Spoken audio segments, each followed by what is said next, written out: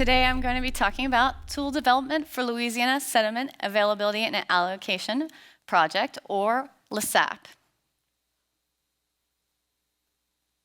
Currently under development, LASAP is a planning tool that links the sediment needs of the state's restoration projects to the appropriate potential sediment resources.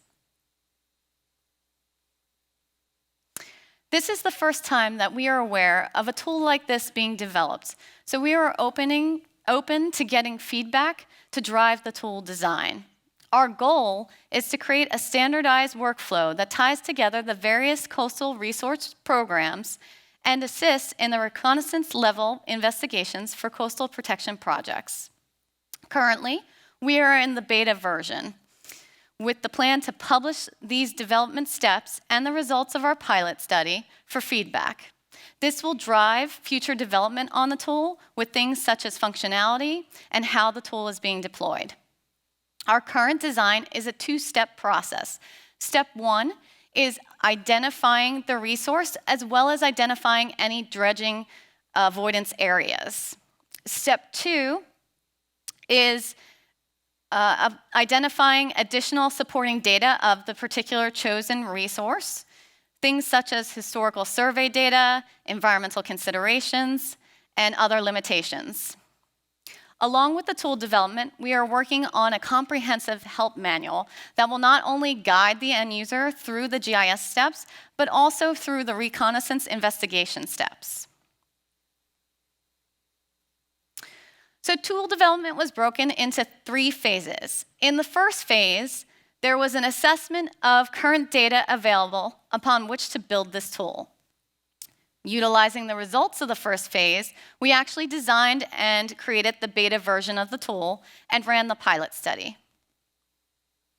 And for our third phase, we're looking at reformatting the remaining data, testing with end users and getting feedback and improving the tool on any needs that they might have, as well as an implementation for a coast-wide basis, so beyond our pilot project.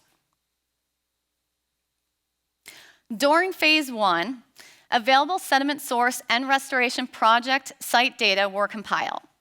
Data were reviewed to identify any spatial gaps, as well as attribution data necessary to describe and quantify a potential sediment resource.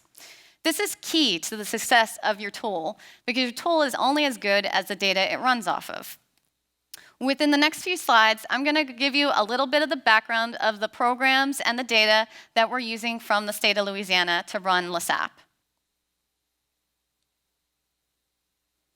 The first is the Louisiana Sediment Management Plan, or LASAMP.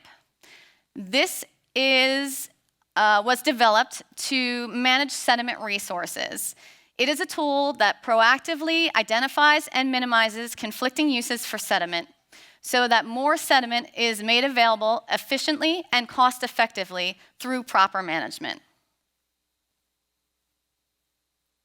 From LASAP, CPRA developed the Lasat program, which is the Louisiana Sediment Resource Database, Sand Resource Database. Initially, this was created to manage geological, geotechnical, geophysical, and other related data pertaining to offshore sand searches.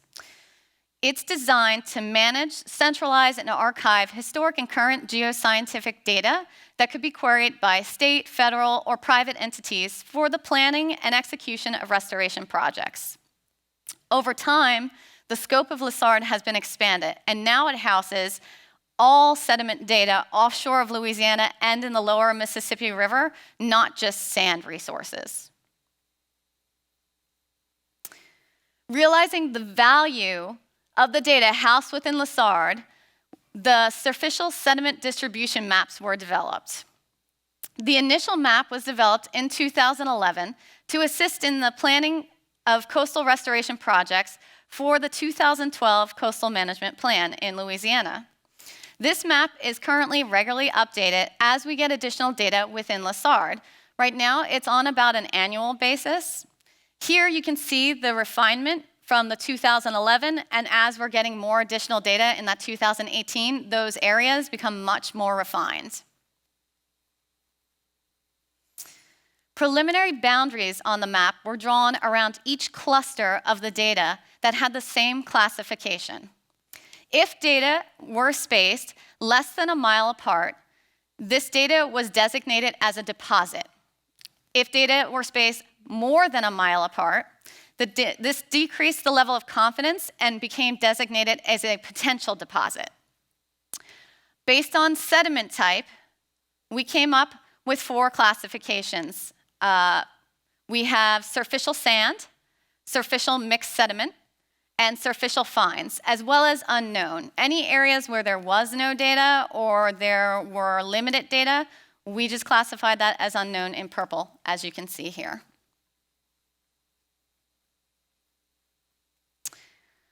The result of this effort was allowing us to identify 254 surficial sediment deposits offshore of Louisiana, as well as 40 sand deposits in the lower Mississippi River. So you can kind of see those little green areas within the river, and those are the sand bars. Based on this assessment and the distribution map, we were able to approximate first-order estimates of sediment availability. The details of these calculations can be found in the 2018 Shore and Beach publication. Right down there in the lower right-hand corner is the citation, if anybody's interested in looking it up. Pulling all this data together, we were able to build a good database for the Lasat tool.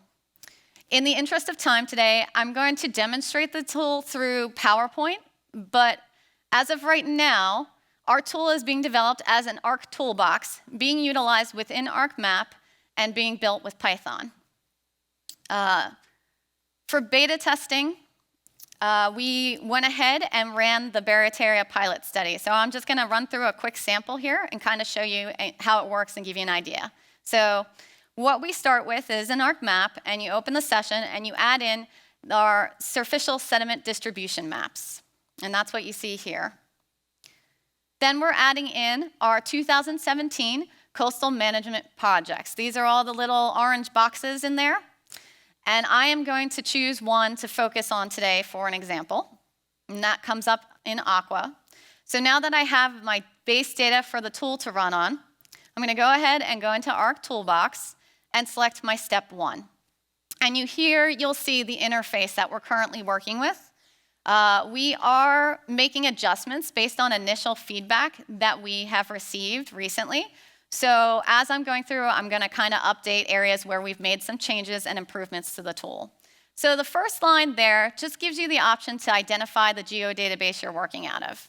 Your next line is the input of your sediment sources. Again, that's going to be your surficial sediment distribution map. You can see in the center under there, it's a little hard to see, but there's the different sediment types.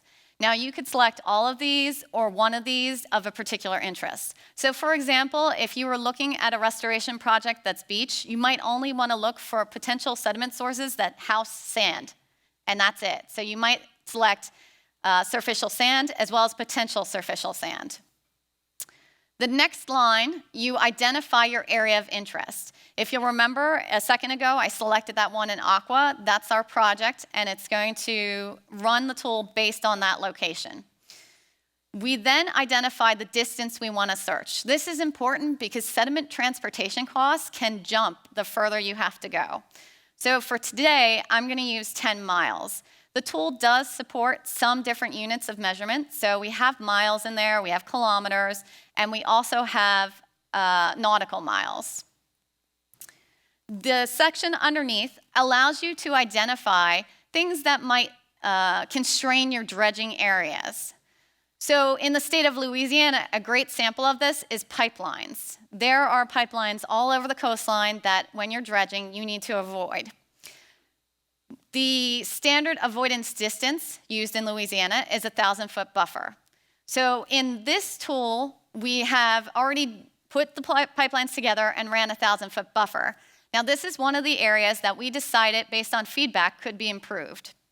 So now, on the new interface, what you'll see once it's finished being developed is there will be a new section where you can identify avoidance features, and then a secondary section that allows you to identify the distance of avoidance. So you could put in one, you could put in multiple ones. A good example might be if you have pipelines in the area, as well as artificial reefs, and you need to avoid those. And maybe you want to go 1,000 feet from the pipelines, but you only want to go 500 feet from the artificial reef. What that will do is it will limit your end result sediment source to the areas that you can actually dredge. Next, I have some outputs here that you'll see at the bottom where we designed so you could save your results. You can save your buffer distance and you can save your potential sources that are identified. This is good for able to double check your work. It's also good if you wanted to run several iterations of different distances for each project. And lastly, there is a little line down at the bottom that talks about limiting your results based on area. Now, this is another upgrade we just made recently. Before, we thought if the sediment source is only so big, it's not feasible to dredge. But after talking to some engineers, it turns out that volume is a more limiting factor. So we have updated the tool on the newer interface to now allow you to set a minimum cubic yardage of the volume you want to search for. So if you were looking for 100,000 cubic yards within your sediment source, and you didn't want to see anything other than that, putting that number in there would limit your results to 100,000 and above. This is just what the tool looks like when it's filled out. And then once we run it, you see the results. So there again is our area of interest. There's our 10-mile buffer, and there are the sediment results sources that are available to us based on our search. You see those odd kind of square lines? Those are actually the pipeline buffer areas that we need to avoid, the 1,000-foot buffer around the pipeline. Here is the table of the feature class that comes out with the sediment source. It's going to give you information about your sediment type. It's going to tell you the average thickness that we assume to calculate initial reconnaissance volume, and it's going to give you volume. Now, we have just added into the tool and are testing right now adding distance to this table as well. So when you run this, you'll now be able to determine which is your best sediment source, not only on volume alone, but distance, because again, that's a huge cost factor in these projects. Another enhancement we're making is this red and yellow area down at the bottom that you'll see there to the left. That is originally one sediment deposit, and it's reporting it in this table as one sediment deposit. But that doesn't match real world where we need to dredge. So we are enhancing the tool where it will explode this sediment deposit and report each one as an individual area. Another thing that we are adding to the tool that we have to consider is FEMA COBRA units. There are certain restrictions based on funding on where you can dredge and where you can place sand. So the new enhancement we're adding in, based on some feedback we got, is to check off if your project is near COBRAs, and then it will tell you if where you're going to dredge will be within a COBRA's unit. And in that instance, you might have to go somewhere else, or you might just talk to FEMA and get an exception. Again, I just wanted to show this green area here is the buffer on all of the pipelines in Louisiana. As you can see, it can be a challenge in this area to find sediment sources that don't intersect with pipelines. So now that we have some results, the next thing that I would like to do is look at step 2 of the tool. This is going to allow us to investigate any of the resources that we'd like to look at a little bit further and maybe get some more information. So one of the things you might be interested in, if we were looking at the purple areas, would be where are the oyster leases? And as you can see, there's a lot. These are things we would want to avoid. So maybe those purple areas are not a good idea for us to go and investigate because there's a lot of restrictions on them. So I'm going to look at historic data for our example today. In the deposits down on the lower left, we have the yellow, which is the mixed sediment. So I'm going to select one of those, open my tool, step tool, identify the geodatabase that houses the historical sediment resource, and then put in the filtered sediment map. Now again, this tool is built for flexibility. So If you wanted to look at all the sand sources that you put out and maybe make decisions based on what historical data is available, you could run it that way. Or you could just select one and get answers for just that one particular resource. Last line just allows you to save out your data as a feature class. And it's very hard to see on here, but in that little yellow one to the left, you'll see like the 3 darker sediment samples. That is my results. This allows us to pull up information from the Lasat database. Here what you'll see is you can get information on what was the project, who was the contractor, what was the date of the data, and it might contain additional information about that sediment source that would be useful to you as a planner at the reconnaissance level. You can take this a step further, and using the identification information within the table, you can go back to the Lasat database that I talked about earlier and actually look up things like core logs, the actual report, other geophysical data that might be linked in association to these sediment samples. So that's where we're currently at with the tool. So where do we want to go moving forward? Well, the first plan we have is tool refinement. We want to get out there, and we've already had some sessions where we're talking to our end users and making sure that we're hitting all the necessary things they would want in a reconnaissance level tool. So far, like I said, we've gotten some positive feedback. Any feedback you guys may have today is welcome. The second thing we're looking into is development of an online web mapping application.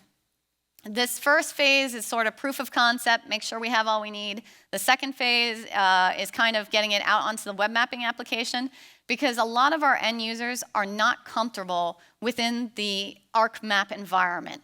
They also might not have access. So by providing a web map app, we can send this out to many more users of all different levels. And lastly, the plan is to create a Gulf of Mexico implementation. So not only will this be used by the state of Louisiana, but it will be used by neighboring states, so we can all work together to use the sediment resources in the most efficient and effective way possible. That's it. Any questions?